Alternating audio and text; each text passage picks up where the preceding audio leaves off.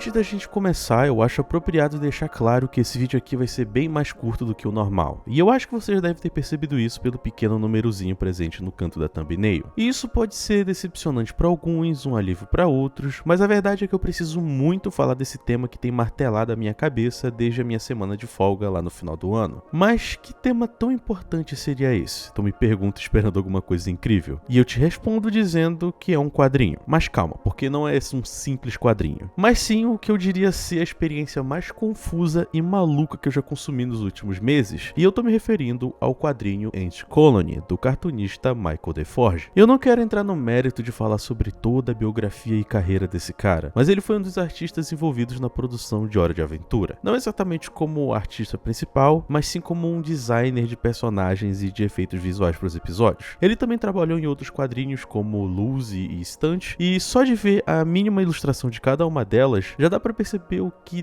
todas têm em comum. E sim, eu me refiro a um estilo de cartoonização tão psicodélico que mal dá pra entender o que tá acontecendo só olhando de primeira. No geral, eu vou admitir que eu só comecei a me adaptar ao estilo de cartoonização e de narrativa dele muito recentemente, então eu vou me poupar de tecer muitos elogios logo de cara. Mas então, o que é Anti-Colony e o que tem de tão especial nesse quadrinho ao ponto de ter me deixado pensando nele por todo esse tempo? Tudo começa com uma maçã largada no chão.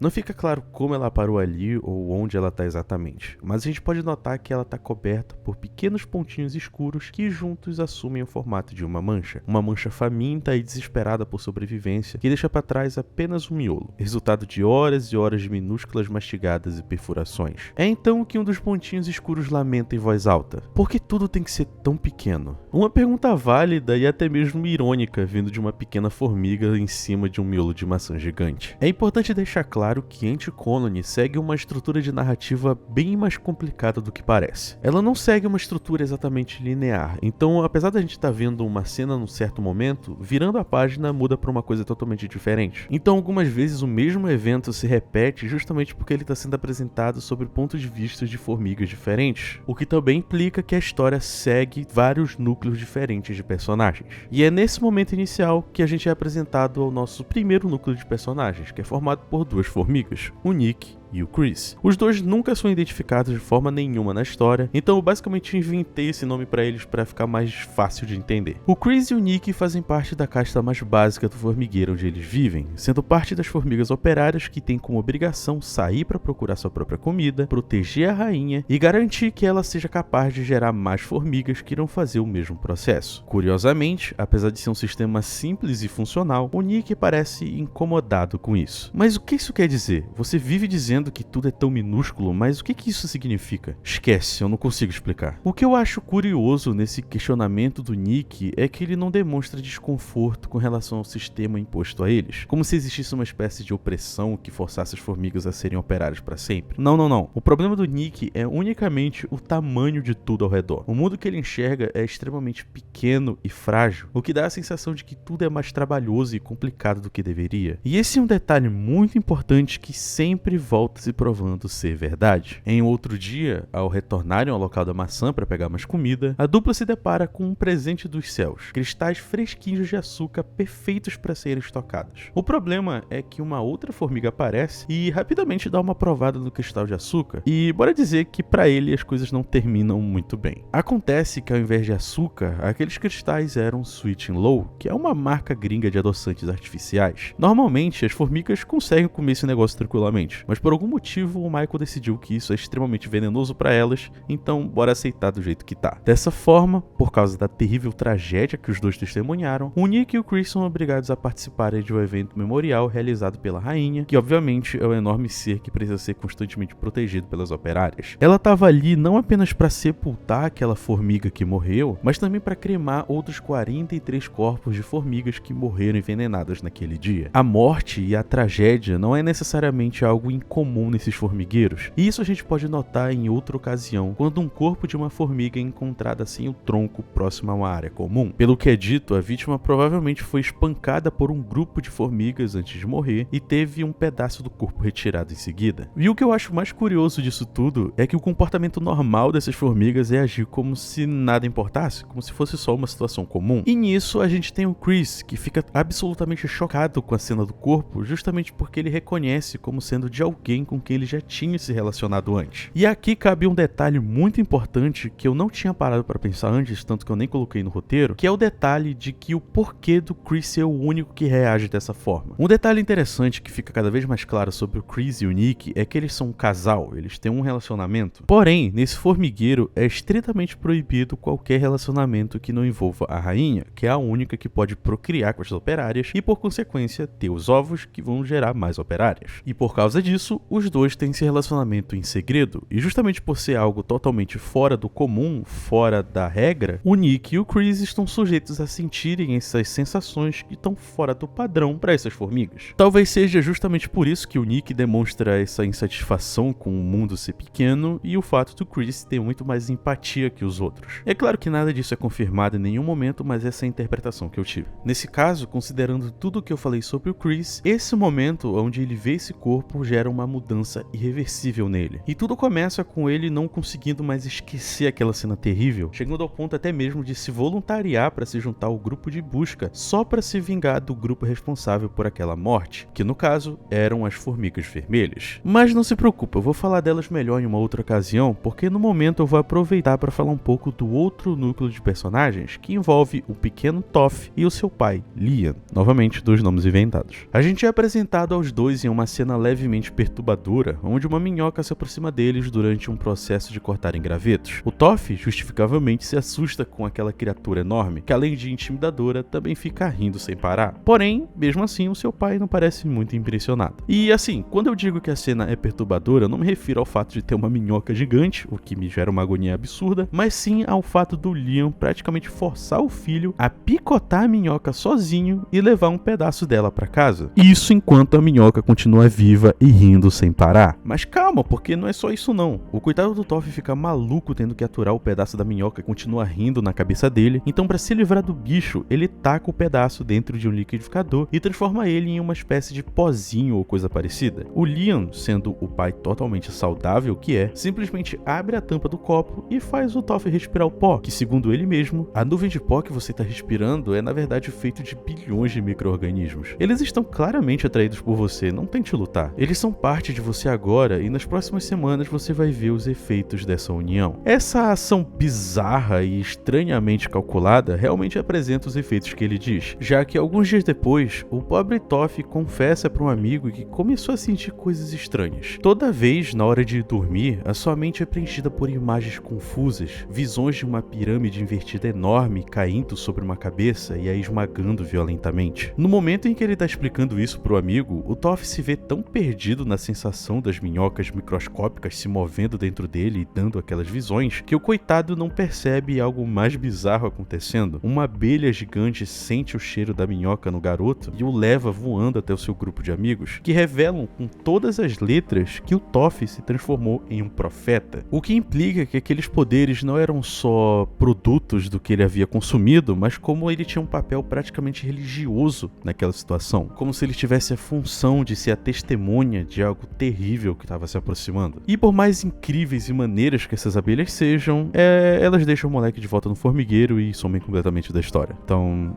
eu não sei se elas realmente estavam falando sério ou só eram malucas mesmo. Mas enfim, no geral, eu avisei que essa era uma história bizarra, e esse núcleo sem dúvidas é o mais estranho de todos, apesar de ter conexão direta com a história principal. E por falar nela, bora voltar nela rapidinho. Alguns dias se passaram desde a última conversa que o Chris e o Nick tiveram, então praticamente já se passaram um tempo desde que todos os grupos de buscas saíram do formigueiro, fazendo com que ele ficasse tecnicamente vazio. E é nesse contexto, com um formigueiro vulnerável, que os dois núcleos se juntam, de certa forma, já que o Nick e o Leon cruzam o caminho pela primeira vez. E eu acho engraçado a interação deles porque ela não é muito construtiva, mas deixa um pouco claro sobre a personalidade de cada um. Enquanto o Nick fala sobre ter saudade do Chris e fala de algumas memórias bonitas que tem com ele, o Leon tá tipo cagando e falando de coisas totalmente aleatórias e diferentes. É quase como se os dois, ao invés de estarem conversando, estão fazendo monólogos um pro outro. Ainda assim, brincadeiras à parte, apesar da conversa deles deixar claro que eles não estão se comunicando de verdade e estão simplesmente falando sobre si mesmos, é justamente nessa ocasião onde a real intenção do Leon fica um pouco clara. Porque ao invés dele estar simplesmente vagando pelo formigueiro, assim como os que se recusaram a ir pro grupo de buscas também estavam fazendo, o Leon estava propositalmente em busca do depósito com todos os ovos postos pela rainha. E já que todos os operários e policiais estavam fora, o Leon tem uma ideia brilhante. A gente podia só rasgar esses casulos de ovos e deixar a pupa morrer. Milhares de formigas operárias morreriam em um instante e ninguém poderia nos parar. E bom, depois de ouvir isso e ficar horrorizado, o Nick simplesmente vai embora, não acreditando que o Leon realmente tinha coragem de fazer aquilo. Só que, infelizmente, o Nick não conhece o Leon e o Leon tá disposto a fazer qualquer coisa para satisfazer as curiosidades dele. Então, sem mais nem menos, ele rasga o casulo e dessa forma acaba com uma geração inteira de formigas. O que não seria um problema, já que a rainha poderia simplesmente colocar mais ovos recebendo o material genético das operárias, que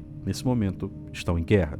Então, a situação é um pouco mais complicada do que parece. De volta ao grupo de buscas, o Chris avista uma movimentação na distância, e pelo que parece, um dos grupos de operárias já tinha lutado naquele local, e tudo o que restou delas foi um terrível monumento com os pedaços dos seus corpos desmembrados. O horror daquela descoberta precede o último esforço daquele grupo em iniciar a segunda onda de combate, que se desenrola em 2 painéis completamente brutais e caóticos. O Chris, que já estava abalado por ter visto alguém querido ser espancado até a morte e que ainda se recuperava da terrível imagem profana montada com os cadáveres dos seus irmãos, se vê em uma situação de vida ou morte, onde ele consegue sobreviver por muito pouco. Ele, que antes apenas assistia a violência de longe e observava as vítimas do espírito da morte que rodeava sua espécie, naquele momento se tornou o seu principal arauto. Ao matar aquela formiga vermelha, ele se viu com as mãos sujas, mesmo que aquilo não fosse escolha sua e sim uma questão de sobrevivência. É então que, depois de 2 dias de guerra intensa, algo acontece. O zumbido das abelhas no céu anuncia a aproximação de algo, ou melhor, a concretização de algo que já havia sido profetizado pelo pequeno garoto em seus sonhos. Do céu, o triângulo de luz surge iluminando o campo de batalha, e assim como o sonho, sua ponta cruel cai sobre as cabeças das formigas, não fazendo distinção entre as vermelhas e as operárias. No fim, todas terminam completamente carbonizadas,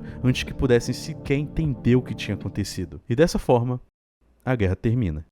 Na moral, eu não sei se eu sou muito fanboy desse quadrinho, mas a profecia se referir a um triângulo invertido só para que ela se concretize com um raio de sol em formato de triângulo é um toque muito legal, e principalmente porque isso muda a percepção que a gente tem do Toph, já que, afinal de contas, ele tem realmente poderes sobrenaturais ou não? Ele realmente previu que isso aconteceria ou ele apenas se lembrou de algo que já tinha acontecido antes? Eu adoraria responder, mas muitas coisas dessa história dependem muito da nossa própria interpretação. Mas cá entre nós eu prefiro pensar que ele tem realmente poderes, porque essa história fica ainda mais maluca. No geral, essa guerra é o ponto de virada para todos esses personagens, o que significa que mesmo aqueles que não estavam diretamente envolvidos com ela acabam sendo afetados de alguma forma. O Toph acaba cruzando o caminho com o policial que estava investigando o corpo daquela formiga que morreu espancado e começa a agir de forma mais fria e apática, assim como as outras formigas ao seu redor, sendo que a sua maior diferença é o fato dele acreditar que sabe exatamente o que vai acontecer e que nada daquilo tudo tinha alguma diferença.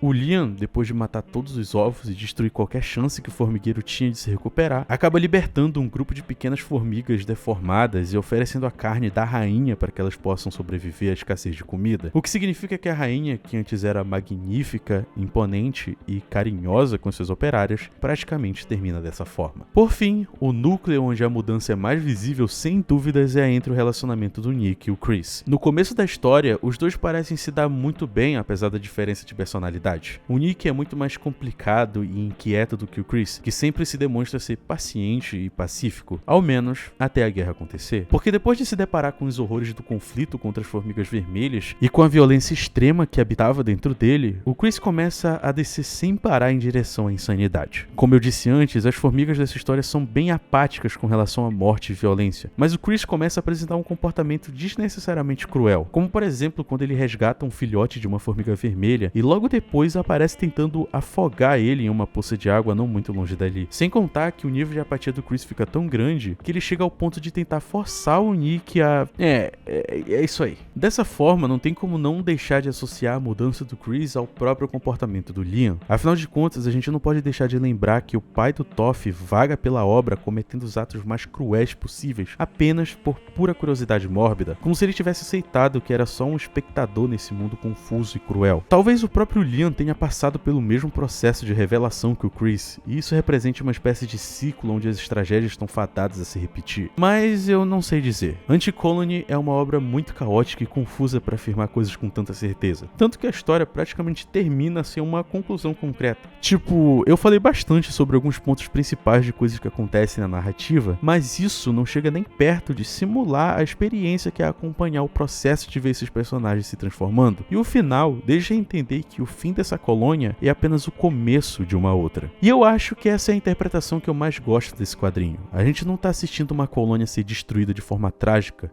porque afinal de contas, ela já estava fadada a ser destruída. É justamente esse sentimento de instabilidade, onde qualquer tragédia pode acontecer a qualquer momento, que faz as formigas serem tão indiferentes ao tudo ao seu redor. As formigas não lamentam as mortes porque elas já estão tecnicamente mortas. O mundo delas é tão pequeno e frágil que uma fonte de luz mais forte é capaz de acabar com uma guerra inteira. Não existe fim para Anti-Colony, justamente porque essas formigas já estavam vivendo nesse fim. E, particularmente, eu acho que a história é exatamente sobre isso.